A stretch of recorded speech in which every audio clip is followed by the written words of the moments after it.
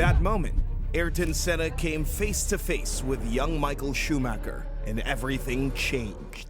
This was more than just racing. They clashed. You fuck it up, it's fine, I come and talk to you. I don't go and talk to anybody. They defied authority. Ayrton was quite slow. I was always quicker than him. Their rivalry escalated into one of the greatest in Formula One history.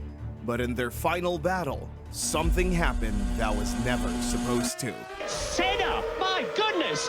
What on earth happened there? I don't know.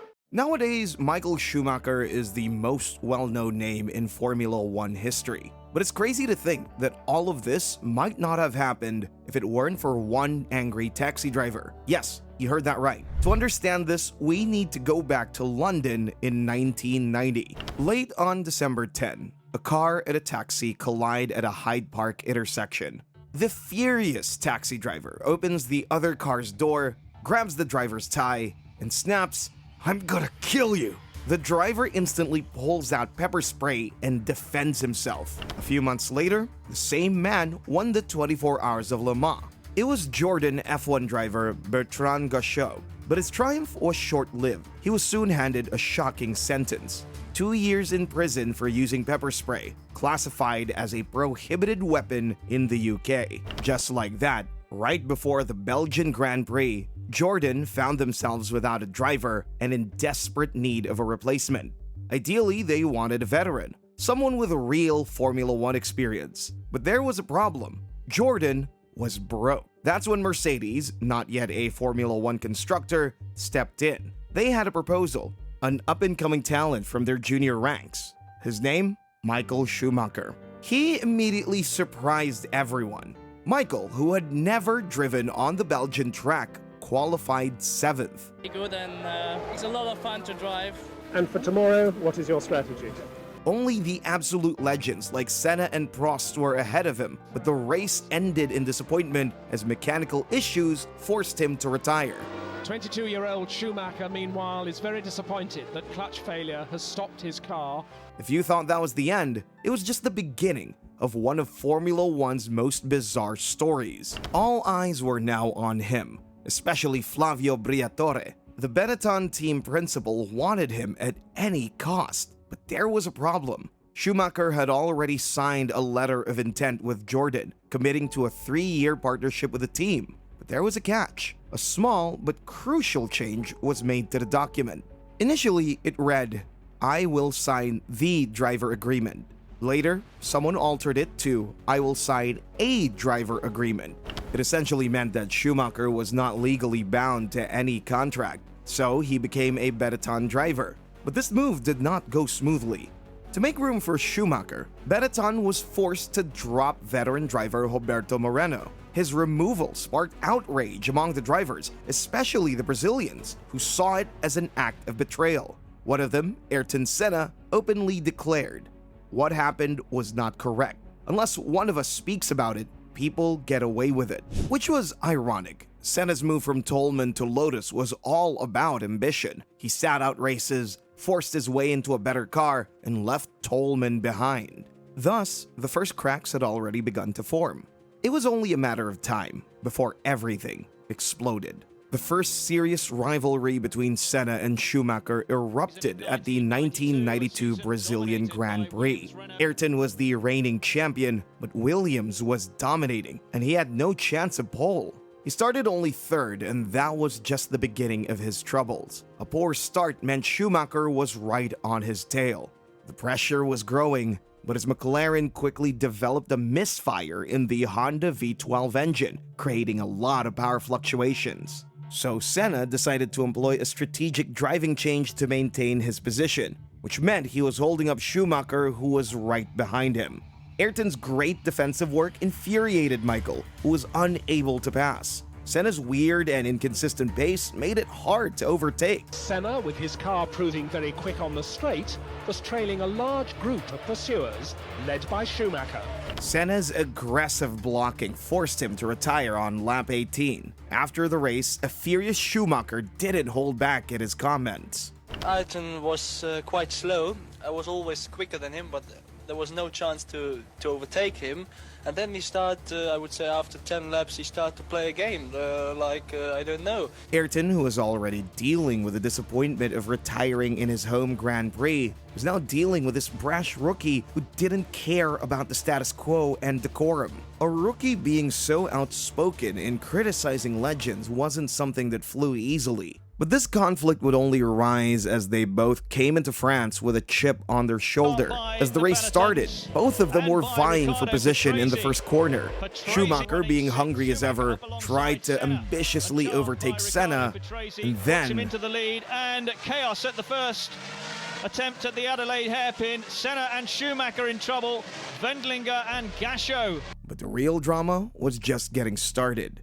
With rain pouring down, the red flag came out, suspending the race. Schumacher was able to continue, but Senna was already out. By the time he made his way to Schumacher, he wasn't in his racing suit. He was in civilian clothes. But this wasn't a casual visit. Schumacher had hit him, and Senna wasn't about to let that slide.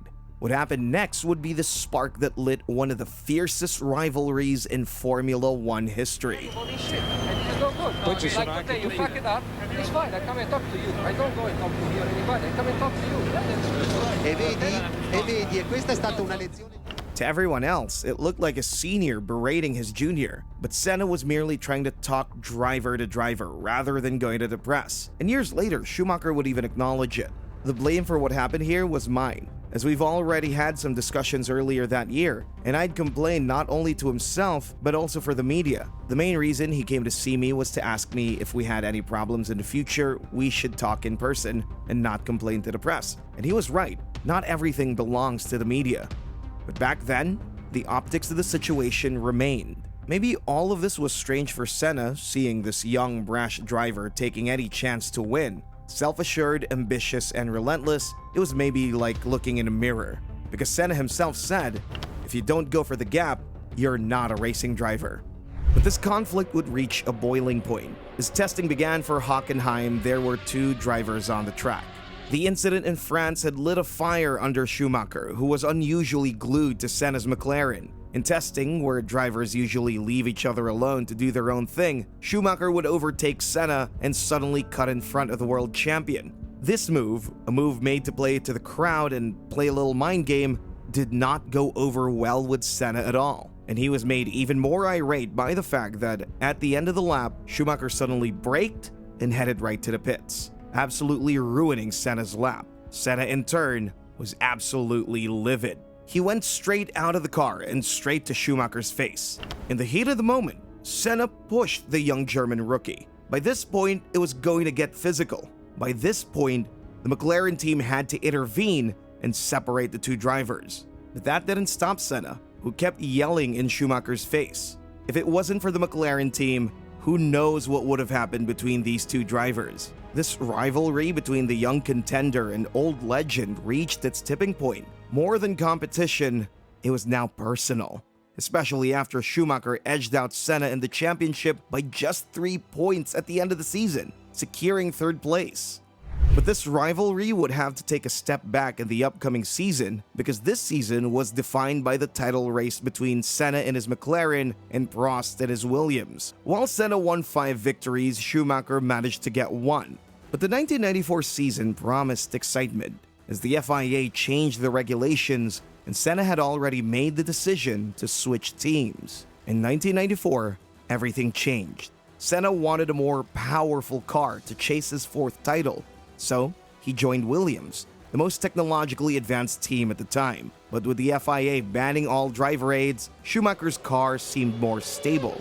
The season started disastrously for Senna. He crashed out in Brazil, while Schumacher took victory in front of a disheartened home crowd.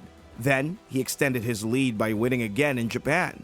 Senna had yet to finish a race. Senna is off, and Nicola Larini T-bones the Williams.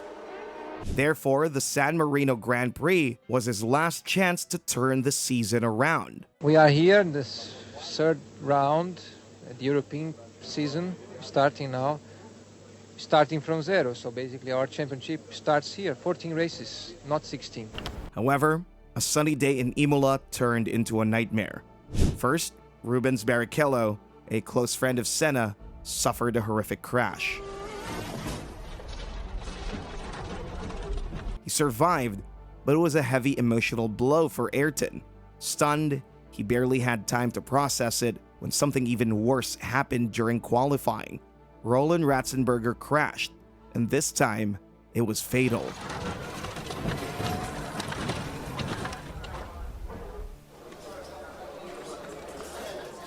Senna was devastated. He even thought about not taking part of the race, but Schumacher's dominance left him no choice. He had to keep fighting. Despite everything, Ayrton took the pole, but at the start of the race, there was another accident. Berger third, Damon Hill, and that's a Lotus. They'll have to stop the race, I'm sure. Impact, wreckage, chaos. The safety car was deployed. You look at car number 6 with its left wheel ripped off. When the race resumed, Schumacher began to close the gap. Lap after lap, he got closer and closer. And on the 7th lap,